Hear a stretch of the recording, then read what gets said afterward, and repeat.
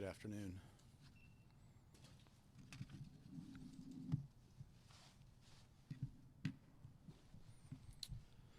My name is Ron Winegar, and I am the Chief of Police for the Boise Police Department. And thank you for coming and for participating with us today. I just would like to provide some information for our community and for you at this time related to an incident that took place in downtown Boise last Saturday morning involving a subject who was shot by a Boise police officer. Saturday's shooting in downtown Boise was a tragedy for the Wasson family. It was a tragedy for everyone who witnessed that incident, everyone who was involved, including a tragedy for our community at large. We are committed to investigating what happened and to ensuring that there is integrity and accountability in the process. And from a human standpoint, if this incident or an incident similar to this involved a member of my family, I would certainly want more information, and I would like to have that information as quickly as possible. My heart goes out to the Wasson family, to their friends, and to our community in general during this difficult time.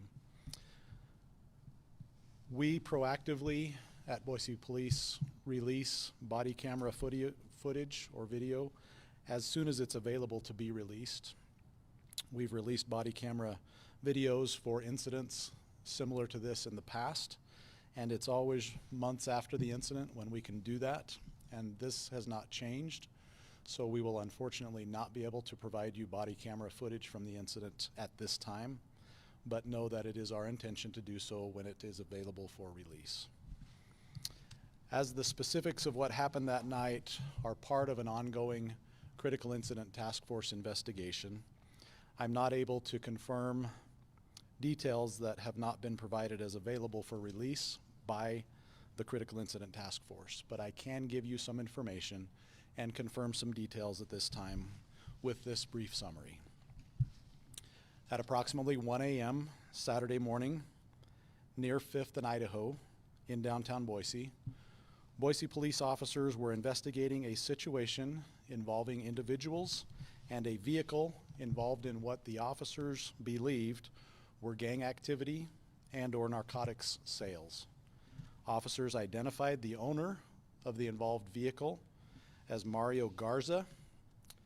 Garza's probation and parole officer requested that Boise Police conduct a search of Garza's vehicle and person. At approximately 2:12 a.m., officers attempted to contact Garza and a second suspect when they returned to that vehicle. Upon attempted contact, the second suspect fled on foot. Officers observed him with a firearm in his hand. Garza was detained, and during a search of his person, he was found to be in possession of fentanyl pills. He was arrested and booked into the Ada County Jail for felony possession of a controlled substance. Any more information regarding his charges at this time will be made available during the court process and not directly from the Boise Police Department. When the second suspect ran away with a firearm visible in his hand down 5th Street, officers chased him and gave commands for him to stop, which were disregarded. Again, while the investigation into this incident is still underway, what I can say is one BPD officer fired his duty weapon. The suspect was struck and injured. A firearm was recovered next to the suspect. Officers immediately began first aid and life-saving measures while others secured the scene, and Ada County paramedics ultimately transported the suspect to a local hospital with life-threatening injuries, and the suspect, Payton Wasson, later died at the hospital. All these details are preliminary, pending the CITF investigation's completion. Ada County Sheriff's Office is the lead agency in that investigation, and I would refer any other questions regarding details of the investigation to that entity. But at this time, and I guess more importantly in my mind, my heart goes out to the Wasson family. We cannot bring someone back who has been killed, but we can ensure integrity and accountability in the processes and in the investigations that ensue, and we are absolutely committed to doing that. And we will provide information as it becomes available for release. Once again, the Critical Incident Task Force is primarily responsible for that after this point. I would be happy to answer a few questions if you have them, knowing that I have truly provided about as many details on the incident as I am able at this time. Chief, can you talk about the task force and how they go about something like this? Sure. When there is an incident of this magnitude, when there is an officer-involved shooting, then the process that we have in place and have had in place for many years, a couple of decades or more in Ada County, is that the police agencies not involved in that incident, one of them takes the lead and other agencies support with detectives to gather, collect, analyze, and process all of the evidence available. That may include things like physical evidence from a scene, shell casings, clothing, all of the things that might be present and involved in an investigation that we need to know about. That also includes video footage from a variety of sources, including body cameras that officers may be wearing, or other video footage that may be available from bystanders, from camera doorbells, things of those kinds. So all of that information must be gathered, must be processed and analyzed, and then there is the subject of interviews. So the Ada County Critical Incident Task Force detectives will conduct interviews of all involved officers, all involved witnesses, all witness officers, and anyone else who may have information relating to the incident, and that includes before, during, and after the incident. They will interview folks who have information, and in fact, I would encourage anyone who has information in this incident to please contact the Ada County Sheriff's Office through dispatch and give that information to them, because they are tasked with and responsible for a thorough, complete investigation, and we must give them the time to do that because sometimes it is a lengthy process. However, I would say at this time, it is in everyone's best interest that the Boise Police Department conduct its own thorough internal investigation into these matters, and we regularly do that. However, it has been of a more recent nature that we have begun those investigations relatively quickly after an incident happens. In days past, we would often wait for the criminal investigation to be wrapped up, but we have taken steps recently to make sure that we begin our internal investigation very quickly after the incident happens so that it can be conducted somewhat simultaneously with the criminal investigation that the CITF task force is conducting. Why that change? Why move that up? And then can you also say, was this individual known to the police?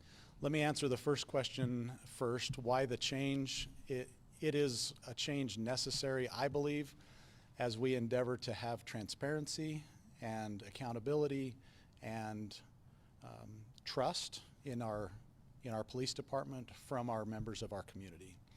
I think it's absolutely necessary that we conduct those investigations quickly and thoroughly, and the sooner we can get questions answered, sometimes critical questions answered about what happened, the better we are as an agency so that we can provide the types of service that we need to our community, and they can have faith in the investigative process, number one, and more importantly, the officers that are patrolling in our cities, in our neighborhoods within our city, and interacting with our community on a daily basis.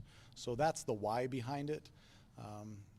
It's something that I saw was necessary and felt was very necessary as I came back into this role in the last few months. And so that change is in place, and not just in this instance, but we have begun those investigations more quickly. The second question you had was the subject known to police? I guess I probably can't comment on too much of that, other than I would say I do not believe the officers knew the subject's identity when they tried to make contact with him at that moment. But again, that's very preliminary, and I do not know that definitively at this time. Payton Wasson was shot in the back of the head, is that correct? My understanding is that Payton Wasson suffered a gunshot wound to the head. I do not know exactly where on the body or in the head that gunshot wound entered. How are your officers trained to handle situations like this? Did that adhere to protocol? Again, that's part of the investigative process, and it's very early for me to be able to comment on whether processes and policies were followed or not. That is really the purpose of the internal investigation, and so we will be determining that, but I do not have information at this time related to that question. Can you tell us what threat he posed to the public for an officer to make that kind of action? Make which kind of an action? To contact him? Yes. So I would just refer to the earlier statements as to why they were contacted and why the officers attempted to make contact. And then as far as commenting on a danger in a crowded downtown area, which Boise is at 2 a.m. on a Saturday morning, anyone running from police with a gun in their hand would be of concern. And then was that his own gun, or was that Mario Garza's gun? Again, that's one of those questions that must be answered through the investigation. Did Wasson point his gun at officers or threaten anyone at the scene in any way? Again, that is one of the things that will be asked by investigators and answered through evidence, through interviews, through a review of body camera footage, and all of those things put together. So I would refer you to the Critical Incident Task Force for those types of questions beyond what I have already shared today. Have you heard anything so far on that issue? I've shared everything I have heard. Is BPD aware of the rally being held downtown regarding the shooting? BPD is aware that there is a rally or a demonstration planned this evening, and we understand that there are questions. We understand that there are emotions that are high with many people, particularly family members and friends of Payton. That is extremely understandable. And the Boise Police Department's officers are committed to protecting everyone's right to the freedom of expression that they have and are guaranteed under our Constitution. So Will there be a police presence at the rally? there will certainly be a police presence because we feel it important to ensure people's safety as they express themselves and as they demonstrate or rally or protest or whatever they may have in mind to do. We have not received any information that there is anything illegal planned tonight, and we don't expect that to happen. We would ask that everyone be safe, that it is an American's God-given right and constitutionally protected right to protest and to have their grievances addressed. And so we will do everything in our power to facilitate that, to allow them to exercise those rights tonight. Chief, if you don't know whether the officers follow protocol, what is protocol in situations like this, and was there another way to stop him? So process-wise, or what is, make sure I understand the question appropriately, what is the policy governing things like chasing people? Is that what Yeah, you're asking? Or like discharging a weapon, what conditions have to be met for an officer to be able to discharge a weapon? Generally speaking, the laws governing the use of deadly force are fairly clear-cut. An officer would need to feel threatened and believe that he or she is in imminent danger, or they may feel that another person is in imminent danger or being threatened. And in order for deadly force to be used, those conditions would need to be met if that force is justified. And that's a pretty simple explanation. Certainly there's more to it than that, but just from a layman's point of view, That's really what it takes. If you're threatened, your life is threatened, you feel it's threatened, or you're protecting the life of someone else, then deadly force can be justified under those circumstances. Are there any conditions that are exceptions to that if there's, if they were to know something more about someone's background, considered dangerous and armed and things of that nature, or does that basically kind of a blanket qualification for having to do that in public? Certainly, an officer is tasked with taking everything into account and taking all information that they have under advisement or into account when they make a decision to deploy deadly force, and that can include everything they know or everything they understand about the subject, the conditions, what's behind them, what the backdrop is, where crowds are. All of those things we would expect an officer to take into account. And an officer with our department or any department, I believe, is tasked with safety in our community. And that's our number one goal, is that our community is safe and frankly feels safe. And so we will do everything within our power and within the law and within policy that we can do to ensure public safety.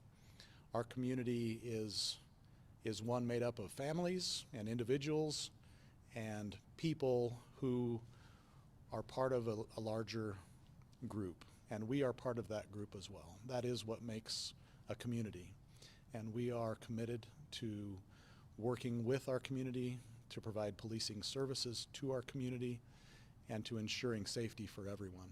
These incidents, like this one we're discussing today, are tragic in nature, as I have mentioned before, and my heart goes out to the family of Payton for their loss. And I understand frustration, I understand anger, I understand questioning, and I hope that what we've provided today can answer some of those questions. Our detectives have been in contact with Payton's family shortly after the incident took place, and it is never a good day for anyone when you have to tell a mother or a father or a brother or a sister that their loved one is deceased or is severely injured, and it may not end well. That's never a good day for anyone involved, but I would like to specifically focus on the Wasson family at this time, because they are the ones who have lost their son and their brother and their loved one. So while we could what if things all day long, I think the important thing to focus on and stress is that this incident was indeed a tragedy in our community, and we are committed to finding out the answers to all of those questions and providing them. And I would also just encourage some patience as we go through the process, because we are committed to integrity in the process, accountability in the process, but most of all, we need to let the process take its course, while at the same time recognizing that there is a family grieving during this process. Is that what you would say to members of the public who may have lost a little bit of confidence in the police department after the situation? That's certainly my plea, is that people understand we are going to do the best we can to answer questions, to conduct a process that is fair and follows all of the rules of integrity. And as we do that, please provide a little bit of patience, but understand we will share information as soon as we can, as soon as it's available for release. I appreciate all of your questions. One more and I will have to go. Did all of the officers involved in this incident have their body cameras on? Again, that's a question I do not know the answer to. I believe that I know there was body camera footage of the event. I don't know if every officer on the scene had their body camera running. That again will be answered through the CITF investigation. Thank you very much for your time. I appreciate it. We will share more information as we can, but once again, just reiterating The Ada County Critical Incident Task Force is responsible for the criminal investigation, and they are the ones that will release once that process is complete. And probably to finish the answer about CITF, once that investigation is complete, it is sent to the Ada County Prosecutor's Office, who then generally refers it to an out-of-county prosecutor for review to see if there are any criminal charges warranted based on the evidence that is collected. Thank you.